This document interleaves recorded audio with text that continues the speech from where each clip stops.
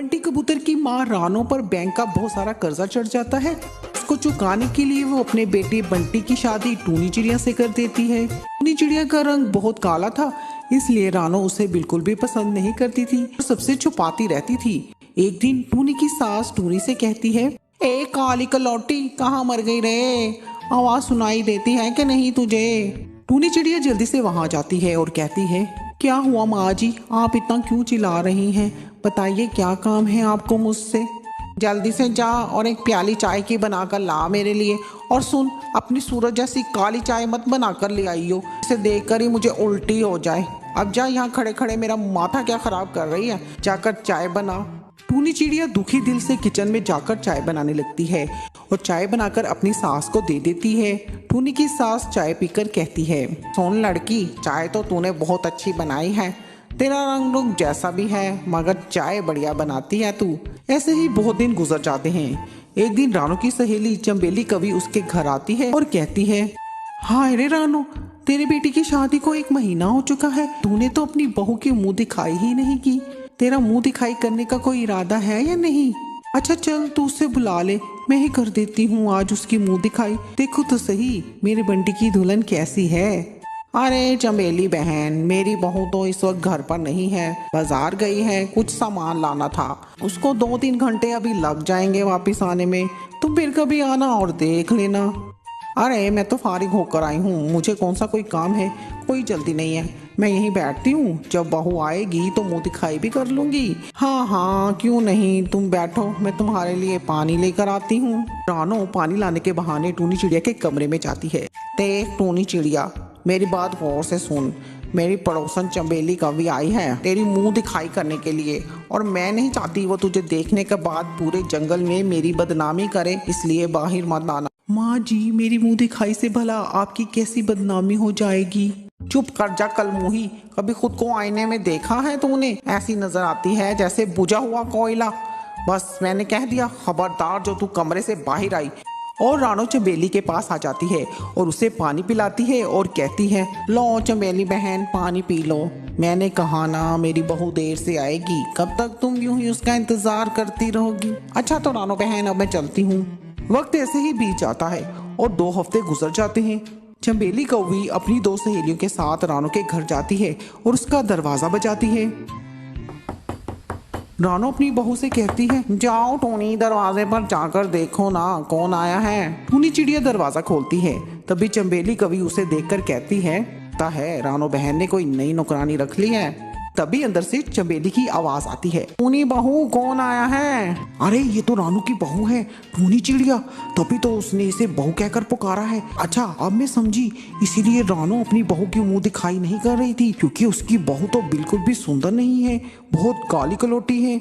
रानो चंबेली से कहती है, क्या हुआ अगर मेरी बहू काली है तो? तुम्हारी बबली बहू से तो ये कहीं ज्यादा अच्छी है, ये तो मेरे घर की लक्ष्मी है, इतना अच्छा खाना बनाती है कि बड़े बड़े होटलों में भी इतना अच्छा खाना ना मिले। तेरी बहू का रंग गोरा है तो क्या, वो तो जरा भी तेरी इज्जत नहीं करती। जाओ, हो गई तेरी मुंह दिखाई, अब चली जाओ यहाँ से। चंबेली कवि रानो से कहती है, रानो बहन तुम इतना गुस्सा क्यों कर रही हो, जरा हमें अपनी बहू के हाथों से चाय तो पिलाओ। फिर टूनी चिड़िया सबको चाय पिलाती है। टूनी चिड़िया, तुमने तो बड़ी ही अच्छी चाय बनाई है। अच्छा ये लो तुम्हारा नेक, रंग रूप से कोई भी फर्क नहीं पड़ता, तुम तो एक बहुत ही अच्छी पक्षी हो। फिर वो वहां से चली जाती हैं। फिर रानो अपनी बहू टूनी को किसी से भी नहीं छुपाती थी। फिर वो मिलजुल कर खुशी खुशी रहने लगते हैं।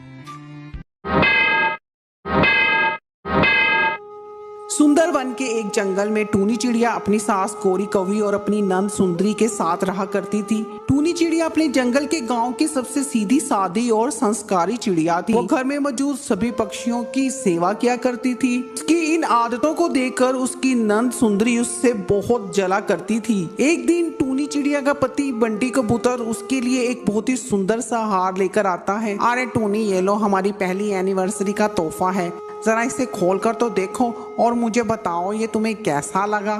फिर टूनी चिड़िया गिफ्ट खोलकर देखती है। अरे बंटी जी, ये तो बहुत सुंदर है और बहुत ही महंगा भी लग रहा है, आपने इतना खर्च क्यों किया?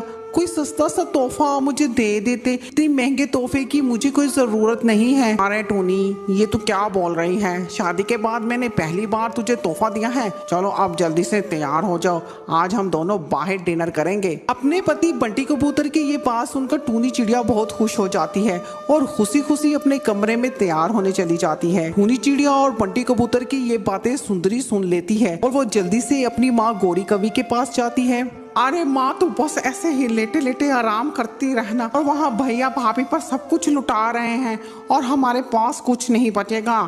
अरे अरे सुंदरी, क्या तू अनाप शनाप बके जा रही है? हुआ क्या है? इतनी गुस्से में क्यों है? अरे माँ, तुझे पता भी है आज भैया ने भाभी को बहुत ही महंगा हार गिफ्ट किया है। वो दोनों बाहर डिनर के लिए भी जा रहे हैं। अगर ऐसा ही चलता रहा ना तो भैया भाभी पर सब कुछ लुटा देंगे और तू बस ऐसे ही लेटी लेटी आराम करती रही हो। अपनी बेटी की बात सुनकर अब गौरी कवि मन ही मन टूनी चिड़िया और बंटी कबूतर को बाहर जाने से रोकने के लिए प्लान बनाने लगती है।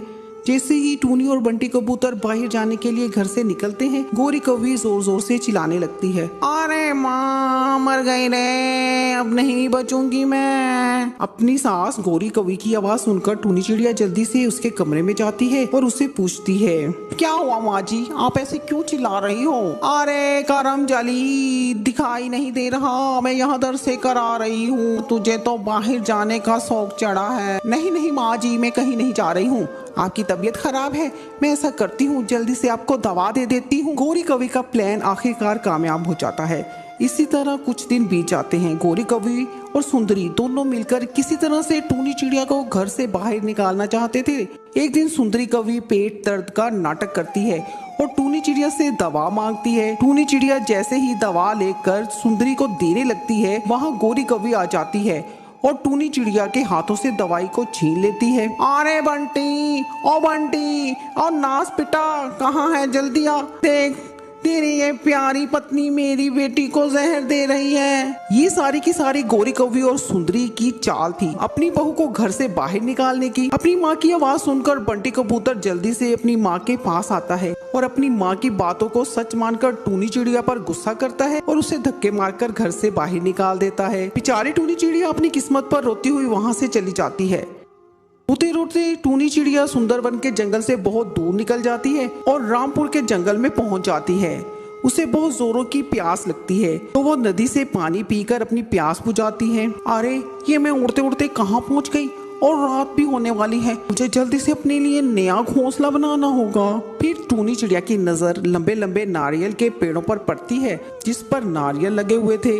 उनमें से टूनी चिड़िया नारियल तोड़कर अपने लिए एक सुंदर सा नारियल का घर बना लेती है और अब रामपुर के जंगल में ही अपने नारियल के घर में खुशी खुशी रहने लगती है।